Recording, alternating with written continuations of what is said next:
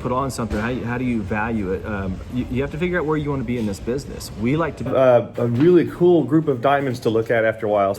We've got real pearls here. These are all real pearls. Then this starts the whole crew here today. So me and Mom getting stuff done. Across from me and Mom, we got JoJo. Silka's back here on the computers. Halen in here. Check it out, man. We got a full crew in here. Lucas has been at it all morning, editing out some of these videos. Say hi, Luke. Yeah. Don't film me. The slide glass shades, and this is Satsuma, and then those Those are all like Pandora or something. Or? well, they're similar to Pandora. Okay. And then these lights. Lighters. This is all your stuff for the next auction. And then these two plates down there. Okay. We got to go do another She Shed pricing video soon with you. You said you'd tell some stories. Oh yeah. I am sorting jewelry. I'm looking for the sign pieces. So this is like Joan Rivers and Nolan Miller, and that's it. Look at this costume jewelry. This is stunning costume jewelry that we had bought on a walk-in at the antique center. Someone brought it all in. They wanted to sell it to us, and we agreed on price. And now I'm sorting it for the auction. So if these are all real pearls, then this starts the costume jewelry, the designer costume. So again, a lot of Nolan Miller pieces. All of this. This stuff here I'm going to put in a later auction because we've only got so many items we can put up a week. These will go up, and then I'm sorting another tray full here. This is all going to go up. The stuff I'm putting back over here we'll do later. And I'm almost finished. And then we got to go out to the Heart and buy some diamonds. I'm meeting a gentleman driving in to buy some diamonds today, so this is going to be a fun day. What's going on? Oh, mowing. Somebody smacked the deer and left half their car up front. Really? Yeah, the whole fender. So I got pieces of it. And They're going to town on this wall. Check it out. That's all they got left. They said they're going to finish it today. Brayden, you going to be done today? we'll see. Well, I got a house call. I'm going to go ahead and just run it. It's over in Enid. I'll let you keep mowing. So we're just getting ready to pull in over here in Enid, and we're going to take a look.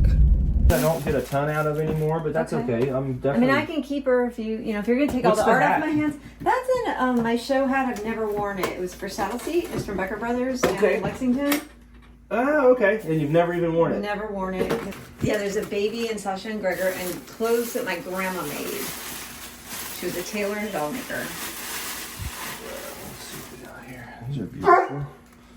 Okay. Yeah, they're really beautiful. My brother was in. Okay, so these first two are Graffiti. Just they're graffiti, LA Life, like yeah. LA Life graffiti. Okay, Four the next seasons. these four are the Four Seasons. Yeah, these were part of this Red Broom series. This is the last part. It has like a red broom stuck to it. The back side has a lot of glass and like black epoxy. Okay. It's really cool, actually. Okay. These were based on my sculptures. What I'm gonna do is take this whole exhibit out to the antique center and try and set up like a show, or Let's like see it. I don't know, like set something up and try and make something. She handmade these. These are 5 or 6 feet tall. And what is it made of? Pine needles. That's all pine Mississippi. needles from Mississippi. And it was all, she handmade all of it. So we just bought all this stuff, and we'll throw these things out at the antique center and have a fun exhibit with it. So it's gonna be cool. And my art hasn't been shown in a long time. Like these were shown, the 4 ones. What were shown in Beverly would you Hills. price them at when you did show them? Oh, No idea. they're probably 1,000 each. Would you really? Yeah. Oh my gosh. So we have a couple of beam owls here that are really cool. Some Christmas items. Really cool studio art pottery vase. Sign on the bottom. A couple dolls and this cat I just boxed up. Really fun piece. Probably Mexican with all of the decoration on it. Here's our pile outside, and we have these things here. And then on top of we got some boots. On top of that, we have this art that Suzanne did herself, and she said she used to sell it for $1,000 a piece. So it's going to be interesting to see what we can do with it. I have no idea. I've never tried to sell this kind of art, but Joe came, he's got the van out, met us over here, and so these guys are getting it loaded up, and I think we're gonna take the art out to the antique center and try and do something with it out there, just because of how big they are. I don't think that we can ship them through the auction, so we'll see. I'm not sure where we're gonna go with it, but we'll figure it out. Suzanne was so nice, and I'm blown away at her art. I have no idea how it will sell at the antique center, but we're gonna put it out there and try and figure it out. She just made a bunch of stuff. It was really cool. Wasn't that trunk that she kept the coolest thing? Like, did you see the inside of it? It was scary looking. But it was to represent homeless people living on the street. And she made this sculpture, and she had it built into a trunk on the inside, so that when you opened the trunk, it was like an abandoned person in there. And it was wild. She painted all the inside up, so the outside looked like an antique trunk with a couple odd pieces added, and then the inside was just all this art, and then a sculpture of a body, like a person, right? Yeah, it was just kind of like they were in the corner. It was kind of dark, but very emotional. You can tell, like, when she made that, it was a lot of passion that went into that sculpture. We have some of her stuff that she made, those tall vases. Those are really 6 foot tall pine needle vases. I haven't never seen something like that. How do we sell those? I don't know what we're gonna do. Can't ship them. We'll have to put them out at the antique center to be bought out there. So every given day we get house calls and spur of the moment stuff.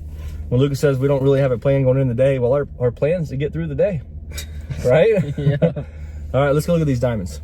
So we're going to show you a couple of these diamonds that we had bought today, and this one here is about a half a carat, almost a half a carat of diamonds in it. It's on 14 karat white gold mount.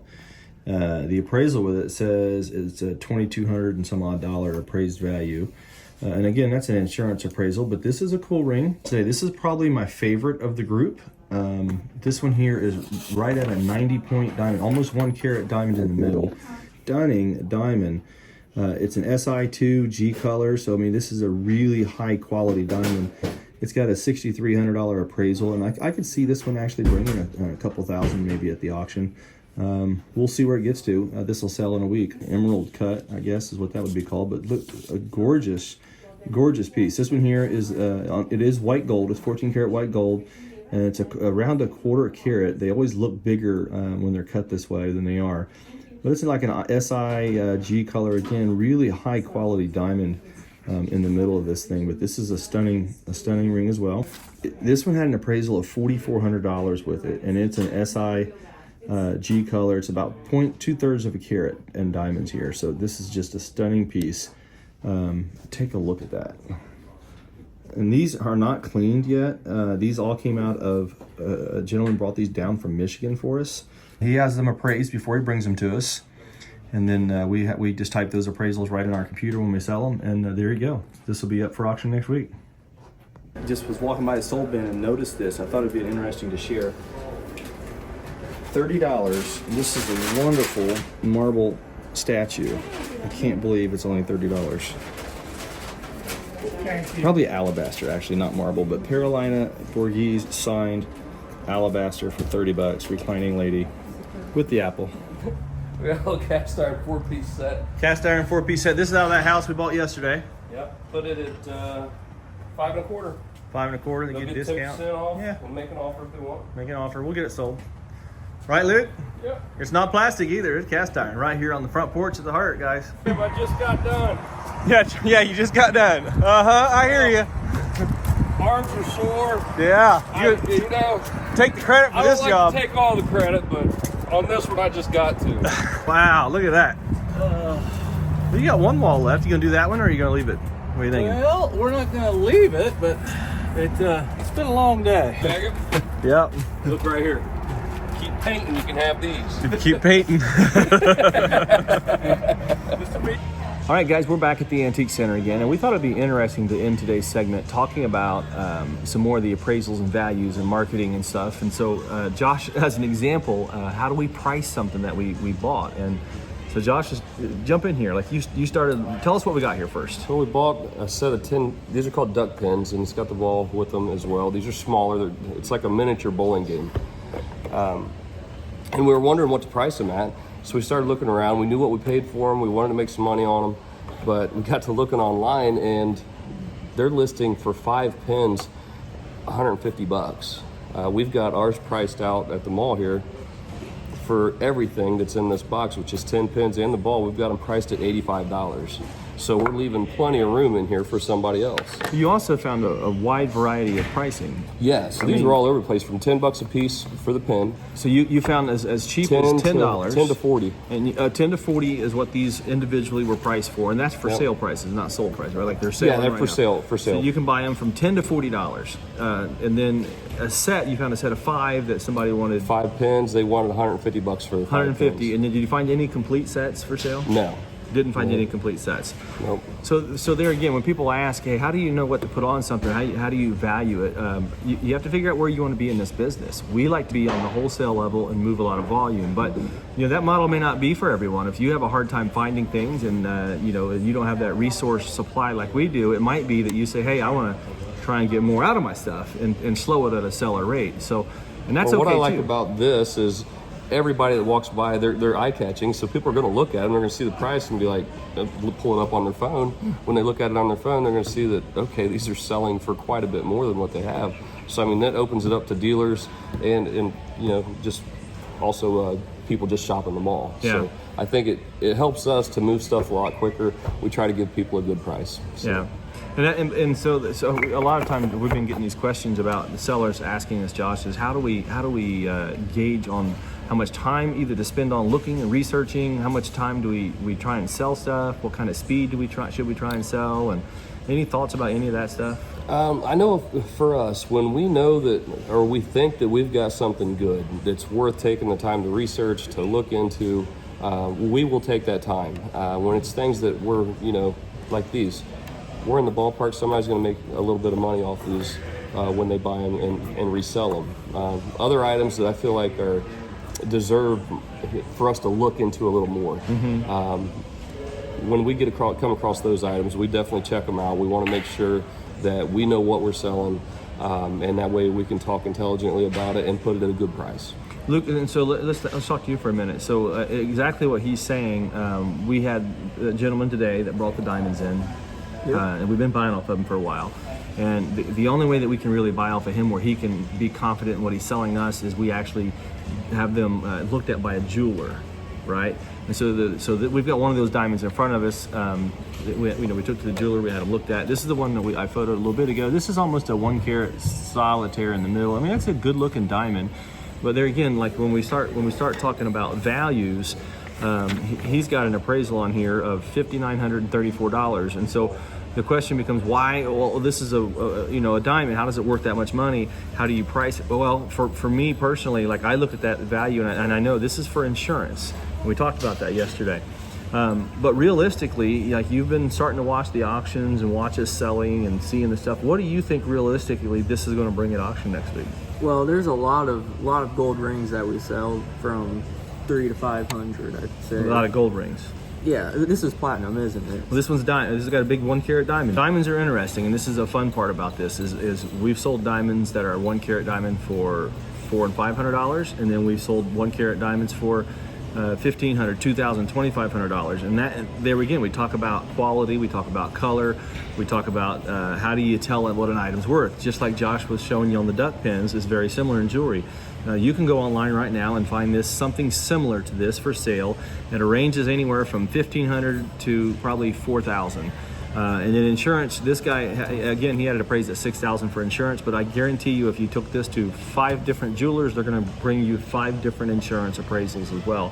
So what we do generally is we let the market push it, right? And so this diamond specifically, I would expect that we're going to get 1,500 range out of at the auction. It may go for a little less than that, but it's going to be in that range because it's got a good color and good clarity on it.